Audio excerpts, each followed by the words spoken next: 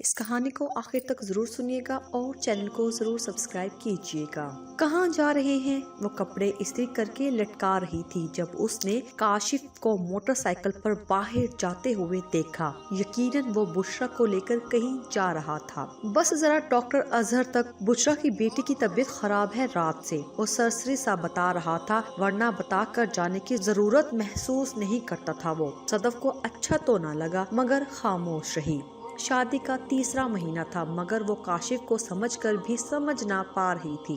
وہ صدف سے محبت کرتا تھا اور نہیں بھی، یا شاید کرتا ہی نہیں تھا۔ کیا تھا آخر؟ بشرا کی بیٹی سبین اور خود بشرا اس گھر پر چھائی ہوئی تھی۔ وہ دور کے رشتہ دار تھے کاشف کے، مگر اتنے قریبی بلکہ قریب کے بن گئے تھے۔ ایسی دلداریاں اور دیہانداریاں عموماً رشتہ داروں کی نہیں بھاتی۔ کاشف اچھا اور خدا ترس انسان تھا، مگر بعض اوقات بلکہ ہر وقت کی یہ خدا ترسی صدف کو عجیب سے خلجان میں مبتلا کر دیتی تھی۔ ہر وقت سبین دیوار پار سے لٹکی سالن مانگتی رہتی تھی۔ پکوڑے کھانے ہیں، پلاؤ بنایا ہے تو دے دیں۔ صدف یہ اس کو کبھی نہ دیتی اگر وہ عین کاشف اور اس کے کھانے کے دوران نہ آ دھمکتی، اور وہ کاشف کا موڈ خراب نہ کرنے کی غرض سے اوپری دل سے ہی صحیح اسے کچھ نہ کچھ تھما ضرور دیتی، مگر وہ سبین کی اس چالاکی پر اسے اچھا نہ سمجھتی تھی۔ اور رہی بشرا تو وہ اسے ماں والی روک ٹوک کرتی ہی نہ تھی۔ کاشف سے فرمائشیں کرنی ہو، کوئی چیز مانگنی ہو، وہ جوانی کی دہلیز پار کرتی لڑکی سارے گر جانتی تھی۔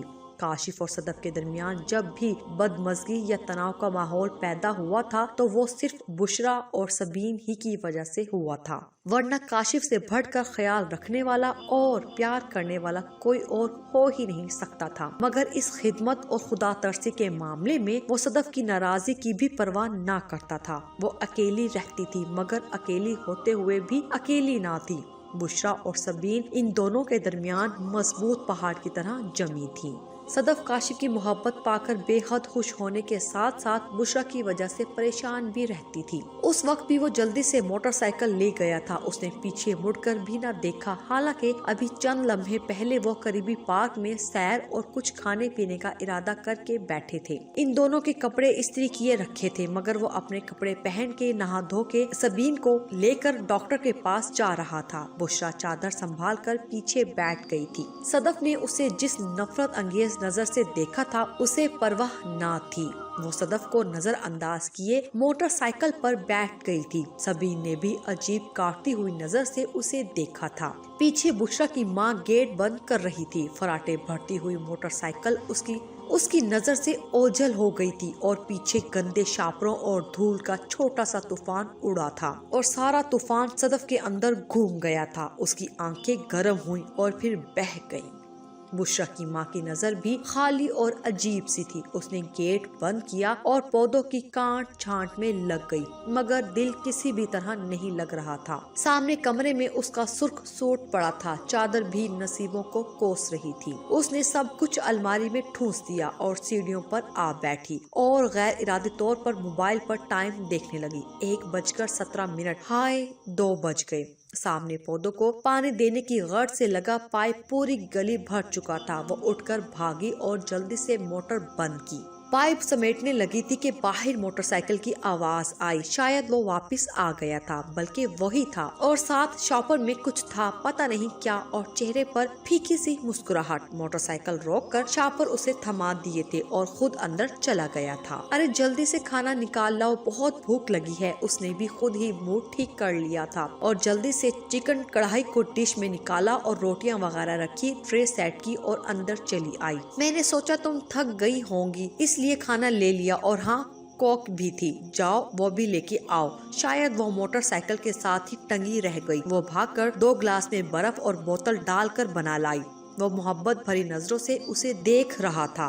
وہ پل میں صبح والی بات بھول گئی تھی اور شاید وہ بھی۔ صدف تم میری جان ہو، وہ محبت بھری نظروں سے اسے دیکھ رہا تھا۔ काशिफ सबीन दवाई नहीं पी रही, दीवार के पार से बुशरा बोली थी। फिर खाला जान ने गेट बजाया था जो काशिफ ने फौरन उठकर खोल दिया था। वो अंदर नहीं आई थी, बाहर से ही बात की और चली गई और काशिफ भी उनके साथ ही चला गया। लो पी लो मेरी जान, तंग नहीं करते, मुंह खोलो। अब देखो मेरे कहने पर भी मुंह नहीं खोलोगी। वो दीवार के पार खड़ी सुन रही थी। बुशरा भी पास ही थी। यकीनन वो यहाँ अकेली जल रही थी क्योंकि बुशरा और अम्मा जी उससे नाराज थी, खुद साख्ता नाराज। शादी के शुरू के दिनों की खुश इखलाकी का सारा लिहाज हवा हो चुका था। उसे बुशरा और सबीन से नफरत हो गई थी, इतनी नफरत जितनी कोई किसी नाजायज शराकतदार गाजिब से कर सकता है। कोई था जो ना होकर भी मौजूद था और वो बुशरा थी। उसकी चिकनी चिपड़ी बातें, समझते अल्फाज, इशारों, कनाइयों में किए गए इशारे, उसकी काशिफ से गुफ्तगू सब जहर थी,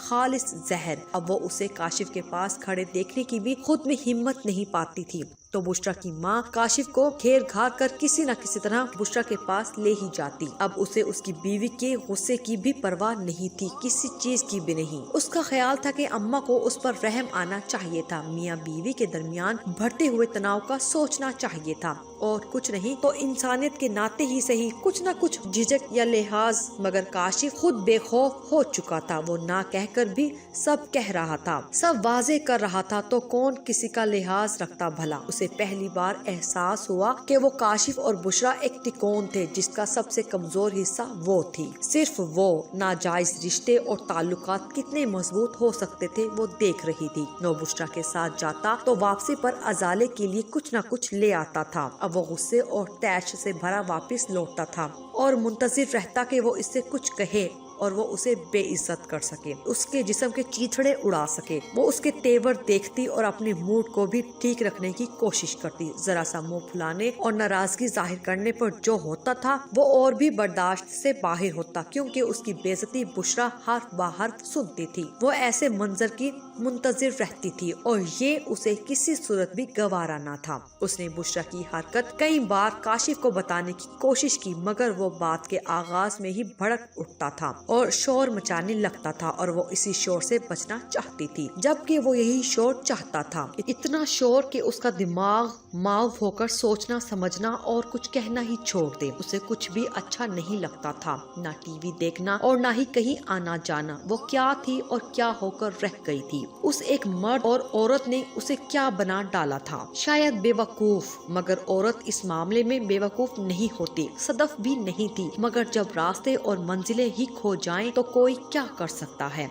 पहले वो दीवार के पार खड़ी बुशरा को खोजा करती थी कि वो छुपी हुई थी कि नहीं, मगर अब ये भी छोड़ दिया था। उसे रह रहकर वो दिन याद आता था जब वो ससुराल से निकलकर यहाँ आई थी। अकेले रहने, जिंदगी एंजॉय करने के सारे ख्वाब चकनाचूर हो गए थे। वो बहुत तन्हा हो गई थी। काशिफ का रवैया दिन ब दिन खराब तर होता जा रहा था। वो उसे जहनी मरीज और ना जाने कौन कौन से अलकबात का कफन उड़ाकर जिंदा दफन करना चाहता था। वो भी मर जाना चाहती थी, उसे भी जिंदा रहने की कोई ख्वाहिश ना थी। काशिफ के लिए बुशरा और सबीन ही काफी थे और फिर बुशरा की माँ का चिकना चपड़ा अंदाज और बातें, तो क्या उसकी कहीं गुंजाइश ना थी? कहीं भी नहीं। बुशरा की माँ देखने में बहुत अल्लाह लोग खातून लगती थी मगर उनके घिनौने काम शैतान को भी मात करते थे। वो हर वक्त सदफ की बदगोई और गुस्से की मिसालें देती पाई जाती। काशिफ आते जाते सबीन को प्यार और बुशरा से हाल अहवाल पूछता फिरता और वो दुख से देखती रहती।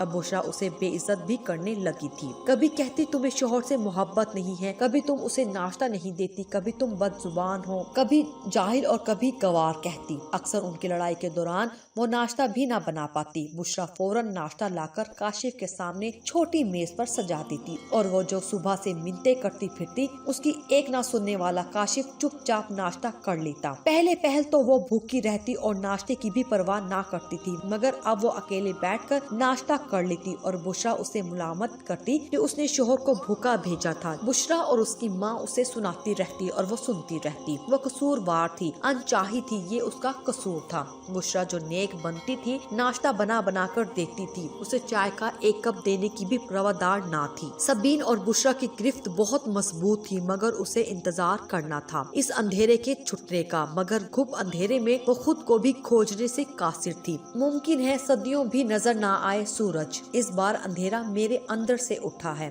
अम्मी की नसीहत उसके पल्ले सख्ती से बंधी थी। मियाँ बीवी को अपने मामलात खुद ही हल करने चाहिए और खास तौर पर ससुराल से बचना चाहिए, वरना सुलझने की बजाय और खराबी पैदा हो जाती है।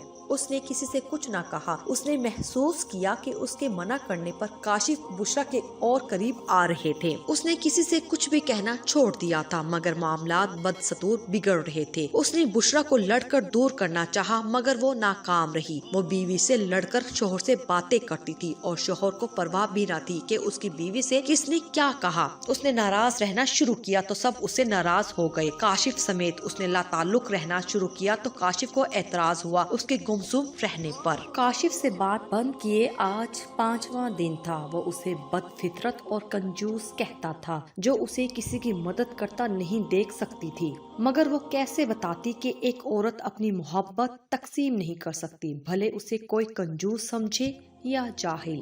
और वो काशिफ की मोहब्बत थी कि नहीं, ये उसे पता चल चुका था। वो मोहब्बत दो तरफा नहीं बल्कि एक तरफा थी। फकत सदफ ही इस आग में जली थी और जिंदा थी। उसकी नमाजें तवील हो गई, नमाजों से तहज्जुद का सिलसिला भी शुरू हो गया। उसकी दुआएं तवील होती गई और बुशरा और सबीन का आना जाना बढ़ता ही चला गया। कहीं कुछ कम नहीं हुआ था, सब बढ़ा ही बढ़ा था। सब गलत ही गलत था, वो सही होकर भी गलत थी। काशिफ बुशरा को घर की चीजें देने दिलाने में भी पेश था। पुलाव के बदले हलवा जो सदफ ने उसके लिए बनाया था, उसका दिल जीतने के लिए। बात हलवे की प्लेट की भी नहीं थी, दिल की थी, जिसकी किसी को परवाह नहीं थी। वो अम्मी के सामने रो पड़ी थी, इतना के अपने रुखसती वाले दिन को भी पीछे छोड़ दिया था। उसने अम्मी को सब बता दिया, कुछ नहीं छुपाया। उसकी हिचकियां बंद गई। अम्मी को भी बहुत बुरा लगा। सदफ उनकी बेटी थी और बेटियों के आंसू माओ की नींदें उड़ा देते हैं। वो काफी अरसे से घर गई भी नहीं थी। एक अजीब तरह की सजा के अजियतनाक लम्हे थे जो किसी तरह खत्म होने में नहीं आते थे। वो सुन रही थी और पीछे से अचानक काशिफ निकल आया था। वो काम कर रह गई थी। क्या कह रही थी तेरी माँ? बद किरदार हूँ, औरतों का रसिया हूँ, बुरा हूँ, जलील हूँ। वो धाड़ रहा था। फोन नीचे गिर गया था और टूट भी गया था। वो भी टूट गई थी सफाइयाँ देते देते कि वो ऐसा नहीं समझती। बात हदूद से बाहर थी तो बुरी थी, मगर वो बोल बोल कर चीख कर बता रहा था कि बात ऐसी ही थी, सब ऐसा ही था। वो खुदा तरसी का लबादा ओढ़े शैतान था, छुपा हुआ शैतान। बात कहां से कहां पहुंच गई थी। उसकी आवाज बुलंद से बुलंद तर हो गई थी और बुशरा को नए रास्ते दिखा गई थी, मंजिलें सहल करती गई। उसने कहीं पढ़ा था कि झूठा इंसान अपनी आवाज बुलंद करके मध्यम सच को हमेशा दबाने की कोशिश करता है और सच सिर्फ वक्ती तौर पर दब सकता है, मगर अपनी हकीकत नहीं खो सकता। कमरे में काशिफ की गूंजती आवाज सुनकर उसने सोचा, इसके बाद ख्वारी का लामुतनाही सिलसिला था। कठिन रास्ते थे, तन्हाई थी, दर्द था और दर्द देने वाला अपना था। काशिफ ने न सिर्फ हंगामा खड़ा किया बल्कि इस हंगामे को लेकर अपने वालिदैन को भी उसके खिलाफ बदगुमान किया था। सब उसे लानत मुलामत कर रहे थे और काशिफ को सच्चा मान रहे थे। उसने फोन पर और सास के सामने लामुतनाही फटकार सुनी थी। नंदो के जिल्लत अमेज रवैये बर्दाश्त किए थे। सास नंदो का रिश्ता अगर तंज का और गंदा रिश्ता था तो काशिफ ने उन्हें शहद देकर दुगना कर दिया था। बुशरा की जुबान दराजी में इजाफा हो गया था, हौसले बढ़े थे। वो झूठी होकर जीत गई थी और वो सच्ची होकर ख्वार होती फिर रही थी। बुशरा और उसकी माँ ने उसकी आंखों में अंधेरे भर दिए थे। उनके दुखड़े और खुद साख्ता मसाइल जीत गए थे। सदफ हार गई थी। सच के रास्ते पर चलने वालों का मुकद्दर हार ही होता है शायद। वो बुशरा की बकवास अनसुनी करते हुए झाड़ू पोछे में लगी रहती। शोहर की मोहब्बत और तवज्जो से तो महरूम हो ही चुकी थी, मगर जिंदा रहना तो उसका हक था। उसे काशिफ के पास ही रहना था और कोई शिकायत या रोक टोक नहीं करती थी। चुप रहना था, मगर बुशरा की हंसी, गपशप, खींचातानी गो के अब वो दरमियान से निकल गई थी।